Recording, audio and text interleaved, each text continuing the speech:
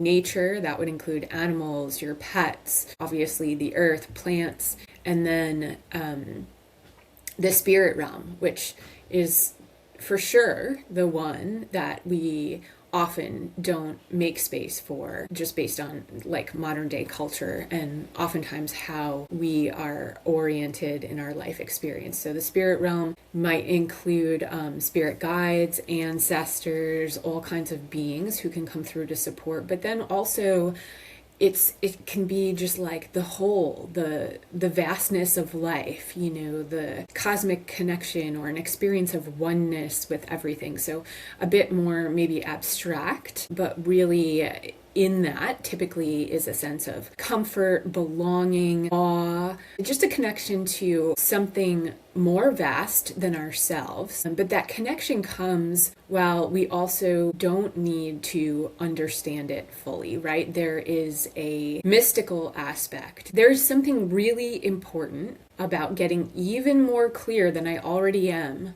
on, I'm just going to say, what is me? Meaning, like, what are my emotions, desires, needs, boundaries, like all the things, as opposed to what of those energies are actually the energies of others or not me, that I'm often accounting for and not making space for my own clarity.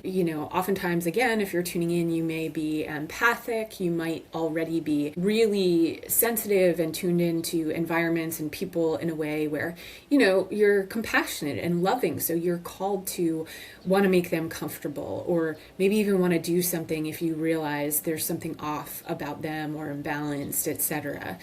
And most of us at this stage have already, learned or integrated everything is not my responsibility, or it's not my job. And, put the airplane mask on yourself first and all of these things. It's like we have an awareness of it. Do you want to experience it where you're actually honoring and then taking action around who you are and what you want from like a soul level place? So this isn't about selfishness or ego or anything like that, but it's like really having that clarity so you can get the most bang for your buck in your life, so that you can do whatever it is you're meant to do in whatever circumstances, and have clarity around that, knowing that we're also not controlling things. It's not the same. But also I wanted to say a little bit, and I'll just spend just a couple more minutes on this and then we'll tune in a different way, a little bit of time sharing a little more about the biodynamic cranial approach.